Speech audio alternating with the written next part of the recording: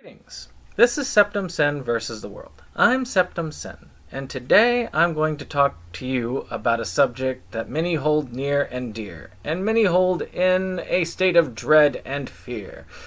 I rhymed there. The Brony. Yes, the Brony. Those people who dress up or worship My Little Pony or love it or do that sort of the Trekkie of the My Little Pony universe.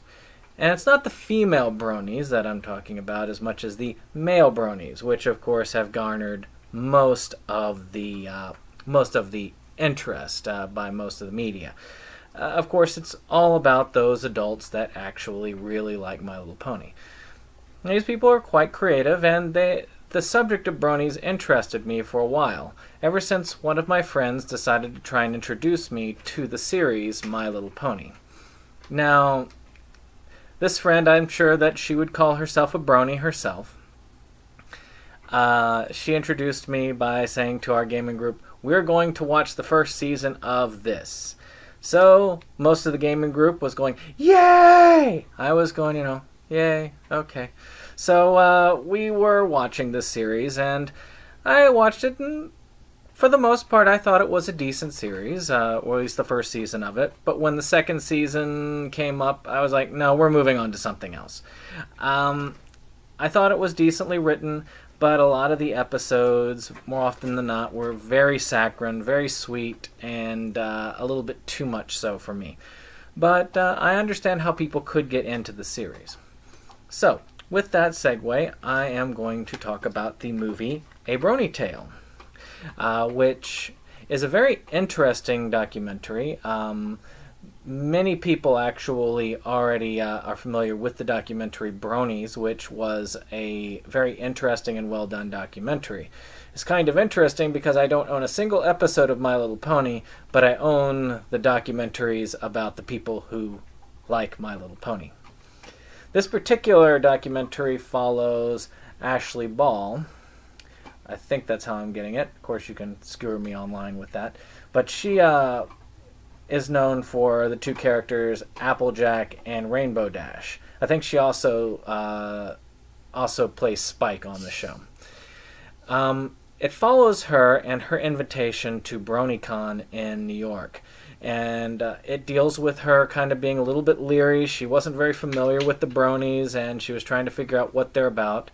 And while this is going on, another group was going around and talking to bronies around the United States and Canada, and giving you a general feel as to what they are, what they're about, and who they are.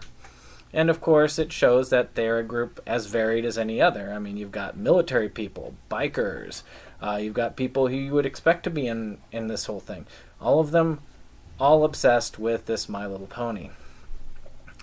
So, what was it that brought this out? What was it that was good about this? Well, I thought that this as a documentary was very well executed.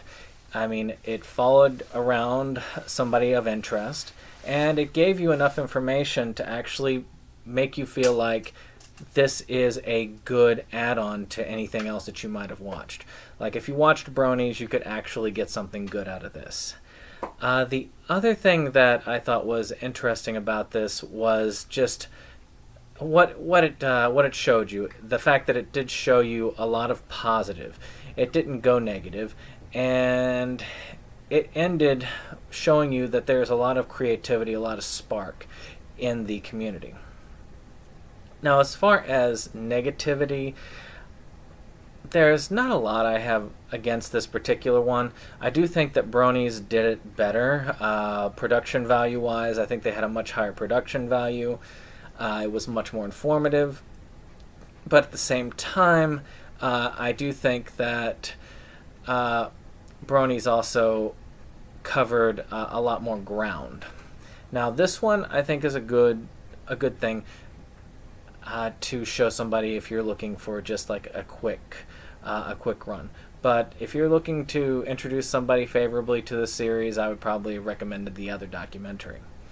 So with that being said, I would give this probably about a 7 out of 10 rating. So I would recommend it. I would think that it would be nice to watch. And unlike Bronies, it is much easier to get. It's much cheaper to get, and it's not out of print.